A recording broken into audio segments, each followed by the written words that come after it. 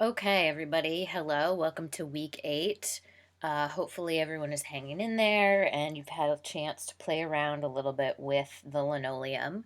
Today, we're going to talk a little more in depth about lino cutting and about the final project that I'm going to be assigning today.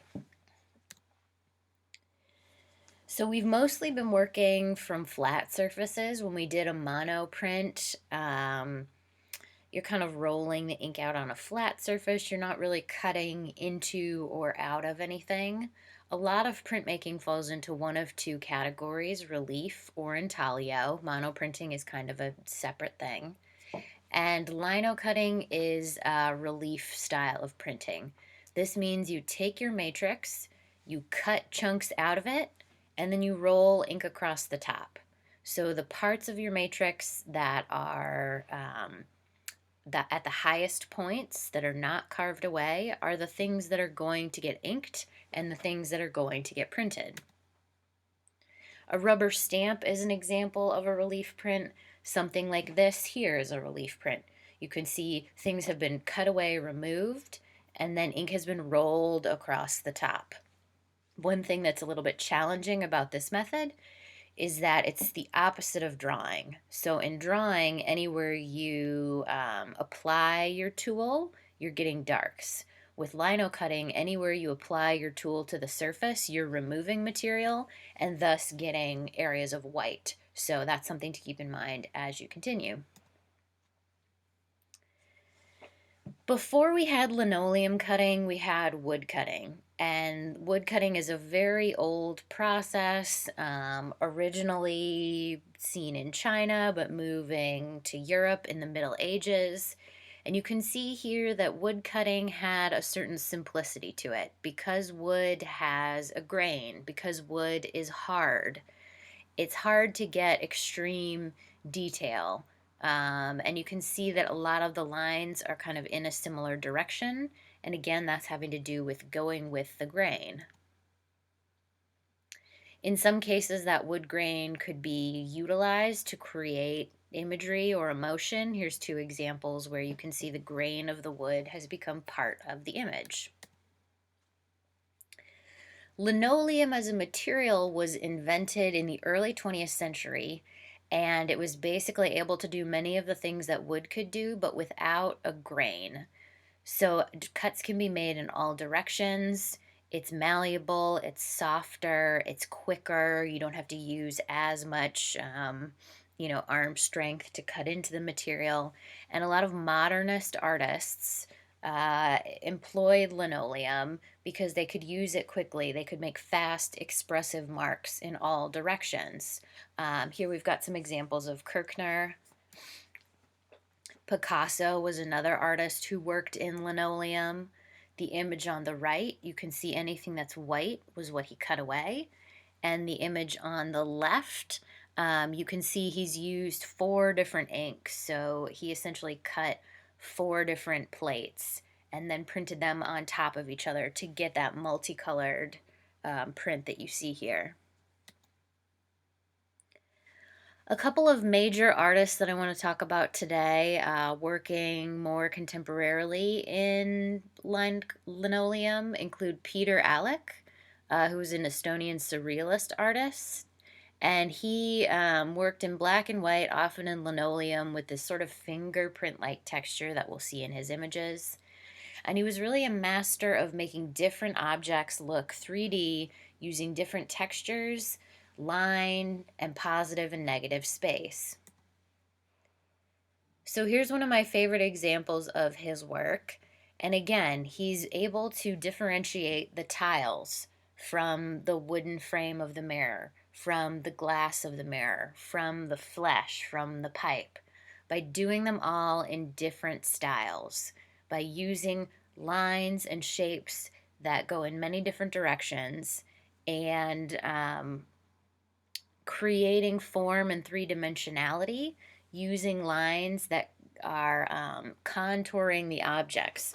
So as you can see, instead of just using straight hatching on that water pipe, he uses these curved lines that tell us that that object is actually three-dimensionally round. Um, Again, you can see the difference between the reflected image of this man and his flesh in the front. And again, using those contour lines, using simpler lines on the tiles to make it look like this repeating man-made image. And of course, he's using different styles of cutting to create tone. So he has thick lines and thin lines and areas of complete black or complete white in order to tell us where the different tones in this image exist. He's a great artist to look into. We're going to look at a few more of his slides. Again, another image where he's using these really simple black and white areas in order to create form and tone and emotion. Linoleum, as you can see, it's a black or white medium. You can simulate shades of gray by cutting hatch marks or shapes or lines into it, but it's really only black areas and white areas. So it's important that you think about this in terms of positive and negative, and that you plan and draw how you're going to remove material and create what you want to create. Here's another Peter Alec piece, and again, he's differentiating these kind of medieval Byzantine images from the diver and the ocean, which are much more fluid. There's much more tonality in the more modern imagery. The older imagery is just purely black and white. So, you can see how he's used contours to create waves and water ripples, and he's made each object a little bit different. So the lines on the diving bell or the helmet of the diver are a little bit different than those on his clothes or on the oxygen tube that he has. So it's about creating form, tone, and differentiation using different kinds of line work. Here's another image of his, and I wanted to show this because I think that linoleum can do certain things really well. Any kind of hair or fur or grass is going to show up really well because these marks just sort of look like those materials. So as you're working, think about how your material can convey information in a way that leverages its strengths and doesn't fight against it. Again, this isn't a material that allows you to do smooth gradients. You can obviously do that with ink, but you can't do very smooth, subtle shifts in tone. So think about what this material does and doesn't do very well, and create an image that's going to work with the tools you have. Another contemporary artist I want to talk about who sometimes works in lino is Tom Huck, a printmaker who lives and works in St. Louis, Missouri. He was considered part of the outlaw printmakers movement, which was a number of printmakers working in the 90s and 2000s with these kind of crazy, obscene, maximalist imagery. If you're looking to get some inspiration, I would definitely Google outlaw printmakers. He's very famous for his large-scale woodcuts, but he has also worked in linoleum.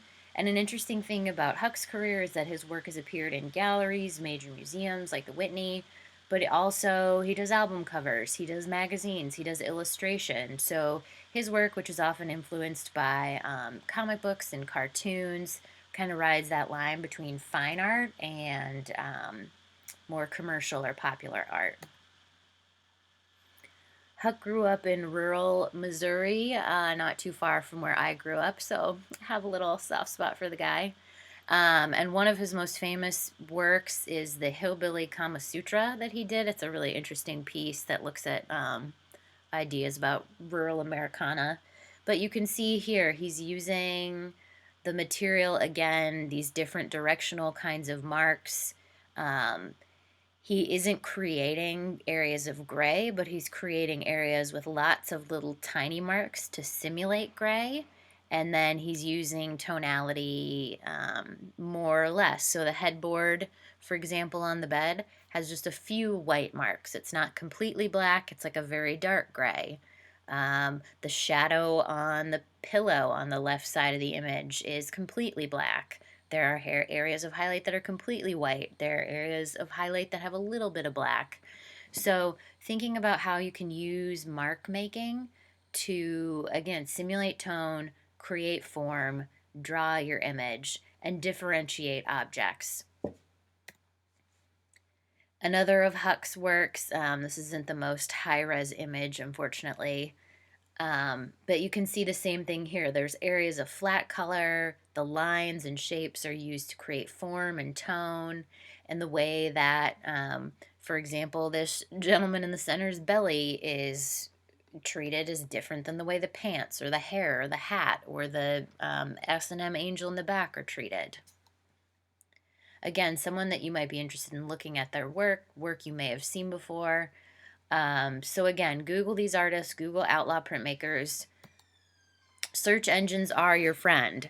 Lots of people have made linocuts of lots of different things throughout the history. So if you're thinking about doing an image that has a hand in it and you're struggling with how to draw that hand or how to translate it into this black and white medium, just Google contemporary linocut hand. Google contemporary printmakers, contemporary linocut. You can also look at woodcuts because there are similar styles. Get used to some of these images because, of course, we're not in the classroom where you're able to look at the work of the person sitting next to you and see how they're treating the material. So please spend some time on Google or DuckDuckGo or your preferred search engine to look at some images of this kind of work. While I was Googling around, I discovered several new artists. Here's a piece I love because of how expressive it is. You can see that the linoleum is cut quickly, and there's a certain kind of emotionality or painterly quality to that. The other thing here is this is a piece that's using a fair amount of text, and it's important to remember that text has to be carved backwards because when you print your image, it's going to be reversed. So anything that's really important directionally, for example, that someone is pointing to the right or that they're using their left hand or that they have text or logo or whatever, it's important you remember to reverse it. This was an artist, I think his name was Byron Gonzalez. I can't remember exactly. Another artist I came across here who's taking these old-fashioned, styles of history painting and printmaking and putting contemporary icons into them. Again, both of these images were found just because I was Googling contemporary art linocut. So there's lots of ideas and inspiration out there for you. And I really, again, encourage you to look at a lot of images as we go into this project. Okay, so the final project. I was thinking of having this be due at the end of week 10, but I'm considering moving it back to the beginning of finals week on 6/9, which would give us a couple days to critique each other online. So go ahead and email me if you have a strong feeling either way, if you prefer the due date to be 6/4 or 6/9. Right now I'm leaning towards the 9th. Basically, for this last project, I'm going to have you take one of the 9x12 linoleum sheets provided. You should have cut the other one in half and used half of it for testing. And the lino cutting tool you purchased to create an image that captures a strong emotion and or is highly stylized. So again, the expressionist and modernist origins of the medium, the fact that linoleum can be cut quickly in every direction. It can be used expressionistically, much more so than the previous work happening in wood cutting because of the hardness and the grain of wood. Technical criteria. I want you to turn in 7 prints. That doesn't mean you make 7 prints. I would say if you're making less than 15, you're probably going to have a bad time. You want 7 of your best prints photographed and turned in. I want your prints to be centered, free of smudges and fingerprints. The paper should be in good condition, etc. And I will send out a video about some ways to kind of make perfectly centrally aligned prints. So keep an eye out for that. I want you to print 1 image in black. In general, when you make a plate, you're always proofing it in black. Black is giving you the highest contrast, it's showing you the most detail. It's just best practices to proof in black. So I want you to print one good black image and then produce an edition of 4 matching prints in a custom color. An edition means all 4 of the prints are the same. I should barely be able to tell any difference between the prints. They should all be centered. They should all be the same color. They should all be printed the same way. Um, and when I say a custom color, I mean a custom mixed color. One thing I'll mention is that frequently folks get too light with their custom color, and on the white paper that we're using, those images become a little bit hard to see and also less arresting. They don't grab you because they don't have that contrast. So think about whatever color you want and think about going darker. I would recommend you try out some colors. Think about a color that makes sense for your image, right? If you're painting, I'm sorry, if you're printing an image that is, aggressive and angry, you probably don't want it to be like a very subdued sky blue. Think about what color is going to tell us your meaning or your idea as much as the image you're making. So you've made one black image, 4 matching, an addition of 4 that match, and then I want you to make 2 experimental prints. So that can be prints where you're layering or painting different areas, different colors, or trying something weird, or doing a mono print in conjunction with your Linocut. Just get weird, try something different, do something crazy. I want you to use both curved and straight lines in your image. Again, taking advantage of linoleum's softness and lack of grain. So use lines that go in all different directions that are both curved and straight. And I want at least 50% of your matrix to be carved away. So I don't want you to just do a quick line drawing and print it. I want you to be really working with the material, really cutting away a fair amount of that linoleum. Some tips for using linoleum. Again, as I mentioned, you want to use shape, line, hatching, pattern to create tone. There is no grayscale, so you have to simulate it using your marks. You want to vary your mark making to differentiate objects, forms, textures, etc. Again, that first image we looked at of Peter Alec, every different object, every different surface, every different texture is treated differently. So the objects really, come to life. You want to vary the direction of your marks to build form. If an object's round, use curved contour lines, and using those kind of curved marks creates both tone and form. So that'll help you make something that looks 3D. Make sure you're varying the carving tips that you have. The carving tool I had you purchase has a bunch of different tips that come with it, and you can pull those in and out and make different kinds of marks with them. Remember, this is going to be backwards. As I said, with text or icons or any kind of thing that's directional, it's going to be backwards.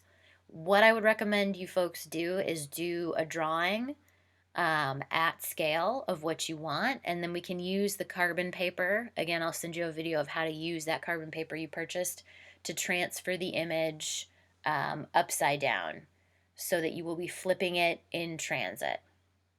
Make sure that you use speed and aggressive carving or measured and careful carving to create emotion.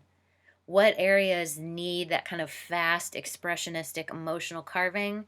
What areas need fine detail? Does your piece need all of one or all of the other? Again, remember the prompt here is to make something that's using this very pliable material in the ways that it's flexible to create emotion. That emotion doesn't have to be negative, it doesn't have to be positive, but we want to feel something when we look at this piece. It's important to remember that carved away areas that are too large sometimes will get inked. Your brayer can kind of dip down into a large area of negative space. So it's good if you have a lot of activity and not just huge empty areas. And the reverse of that, when you make really tiny scratches or dots, they sometimes won't show up. Ink is viscous. This ink we're using, you tend to need a little bit more of it to get even coverage. So that's going to gum up those small little marks, and sometimes they won't show up.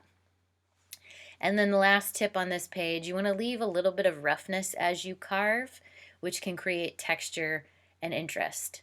And again, you can always remove more, but you cannot add more material. So if you think like, oh, I want to carve this away so it's completely white and you can't see a thing, don't do that. Carve it roughly, proof it, take more away, proof it, go slow with this because you can't go back. Very important. So this week, a number of things I want everyone to do. The first is to comment on your classmates' monoprints. I know folks have already started doing that, which is great. I have not. I have been a total degenerate on that. I'm going to get on that today. I keep saying that, but it will happen.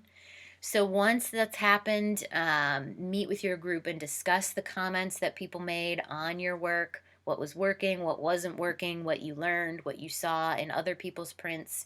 Feel free to read through not just the comments on your own work, but the comments on other people's work so you can see what kind of came up and what things were working or weren't working, what things it seemed like everybody ran into, etc. I also want you to print the test linoleum I assigned last week. So I asked you last week to just make a variety of marks on a half sheet linoleum. Upload an image of that to the Google Slides presentation. I'll link in the email. You're basically going to roll ink across the top of your linoleum, as was seen in the videos. If you have too little ink, it'll be streaky. If you have too much, it'll obscure detail. So try to get good inking. This is a good time to practice doing some ink rolls on top of your linoleum before you get to the final project and are in finals week and are losing your mind and are so done with school. Get some practice now. And the last thing I want everyone to do is to come up with an idea for your Linocut. It doesn't need to be completely fleshed out. It doesn't need to be finished. But I want you to email Q and myself for comments. If you can include a sketch, that's great. This would be another topic to discuss with your group, to talk about some ideas for this project, what you're doing, here's what I'm thinking. I want you guys to bounce ideas off of each other and feel free to contact myself or Keo throughout this process if you have more questions. Ideally this week you're kind of getting your ideas together, sketching, playing with the material a little bit. Next week you're focused on really carving that linoleum.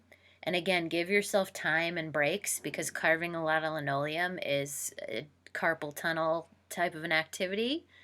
And then you'll be printing during week 10 or maybe like the weekend before. So we basically have a little over 3 weeks to finish this. Yeah, again, let me know if you have any questions. Feel free to reply all of these emails if there's something you think I didn't go over that you think other people would benefit from. Oh, and the last thing is that you do have that second half a piece of linoleum. So feel free to use that to run more tests. If the first test you ran didn't go well, if you're curious, what would it look like if I did X, Y, and Z? If you want to do a sketch of a small version or a little piece of your final project, go for it. I wanted you to have some extra so that you could play around with it if you needed anything. The linoleum we're using is very soft and very pliable compared to what a lot of folks use. I like it because it's available to be shipped anywhere in 2 days. Unfortunately, we have to use Amazon for that, but that's a whole other story.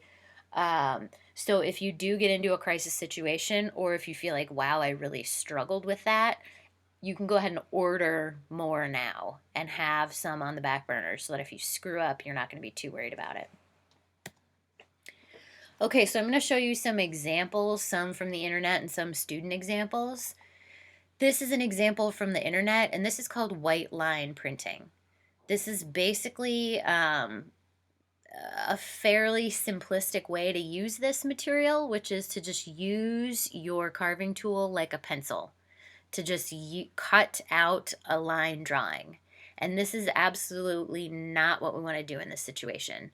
You don't want to just create a white line drawing. You want to create form, tone, shading, areas of black and white, negative and positive space.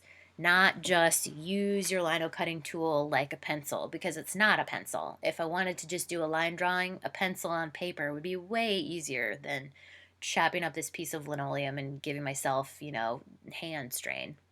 So don't do this. Do not do it. So now on to some student examples from this project. Here are two examples that are kind of looking at emotions of maybe sadness or loneliness. Again, they're using different styles of lines to differentiate different objects. The image on the right, you can see here on this sort of arm or leg, you can see a little bit of material was left. And just that little bit of roughness gives you some texture, some tone, some grayscale, versus the image on the left, you can see the face is completely carved away. There's no roughness left. Neither is right or wrong, but I think that little bit of roughness is really beautiful. It's something the material does really well, so think about how you can leverage that as you're working. Another student work, I wanted to show this because I think the hair and the coat and the skirt are good examples of different kinds of patterns and textures being used to differentiate objects. And also the ground, you can see there, that's just rough cut linoleum that got just a little bit of ink on it. You can see here we have straight lines, we have curved lines, we have a variety of different tones and forms and shapes. And this was a person who got a lot of really good detail in this print, so I wanted to show that. Here's an example from a few years ago. This was one that didn't use a whole lot of tonality, mostly just black and white areas. But I wanted to point this out because, again, this has text. You can see the text on the right side was backwards or upside down or something, and the text on the left side was properly carved out. I've seen a lot of broken hearts. People carve and carve till their hands are black and blue practically, and then they realize they did it wrong. So planning, planning, planning is, oh, that was my Law and Order ringtone. Sorry, guys. Planning, planning, planning is crucial for this process. Another student work, I think this was a really nice example of, again, using these different textures to create tone, to create form, to create emotion. These prints you'll see, they're very moody, they're very emotional. Again, in the forearms of this individual, you see that rough cut linoleum that gives us just a little bit of texture. You also see areas of very detailed and specific carving in the fingers, in the background area. You can see this person wasn't using a completely clean plate, so there's sort of some black smeared into the red, which is not ideal, though overall this was a very successful print. Here's one from last quarter that was so weird and I loved it. It's this like weird skeleton hand bird mountain with emus and the musculature of the arm. It just was a very interesting, weird piece that is, again, kind of dark and moody, somewhere between scary and whimsical. The visual pun of that hand, is it a hand? Is it a bird? Is it a mountain? Is it the top of the tree? I thought was really a fun, clever way. And again, you can see areas in the top of this image where some of that roughness was left. I sort of wish this person had maybe left a little bit more roughness, or maybe made it fade from more roughness down to a white horizon or something. But still, overall, a very successful print. Here's another print from last quarter. This student did this speared fish, and it has this big dramatic slice through the middle of the piece, and just the face on that fish really conveys, the violence, the emotion. And then they created fish in the background at varying levels of detail, and then they printed it with a dark green and light green gradient. So this is a 3-stripe gradient. They did a stripe of dark green, a stripe of light green, a stripe of dark green, and then printed it that way. Your custom color can be a gradient. If your custom color does not include a gradient, and again, with an addition, you want it to be regular. So don't make 4 slightly different gradients. Make the same gradient 4 times. I want you to use a gradient somewhere in this project. So if that ends up being in your custom color, in your edition, or just part of your experimental print, totally fine. Either way. Another piece from last quarter, I had a really good group last quarter. Again, just differentiating objects very successfully, creating an image that's weird and dark and very emotional, and using what the medium does well. You can see the lines of the bathtub are just kind of rough cut linoleum. The dramatic highlights in the hair, the very fine lines, the very thick lines, really works nicely in this piece. 2 more pieces here that again do a good job of differentiating different forms on the figure. So the image on the right, you can see the musculature and the bones and the fingers and the hair, and they've all been kind of cut in ways that are slightly directionally different. And in the image on the left,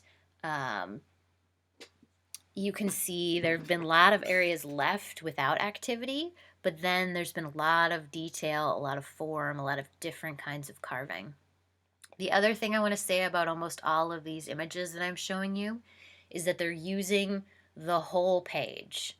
They're going edge to edge. This is not just a drawing in the middle of the plate with not a lot of activity around it. And I want everyone to do that. Go edge to edge. Do not just leave part of this uncarved. So lastly, I want to talk about inking.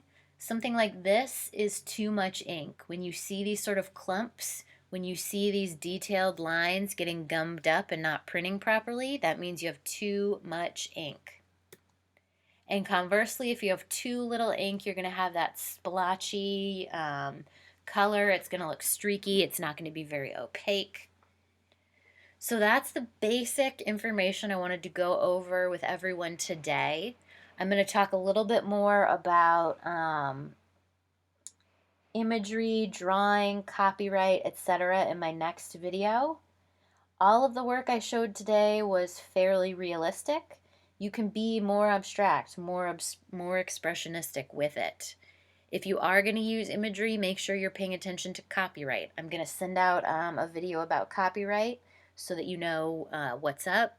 Generally, taking an image of yourself, buying a stock photo, finding something that is out of copyright is going to be imagery you can work from. I do want you guys to be creative and think of your own ideas, not just copy something that you've seen out in the world. So I hope this was helpful. Hopefully you're going to be finishing out this crazy bizarre quarter strong. Again, talk to me or Q if you have any questions, and I will be sending out more information this week. Thanks, guys.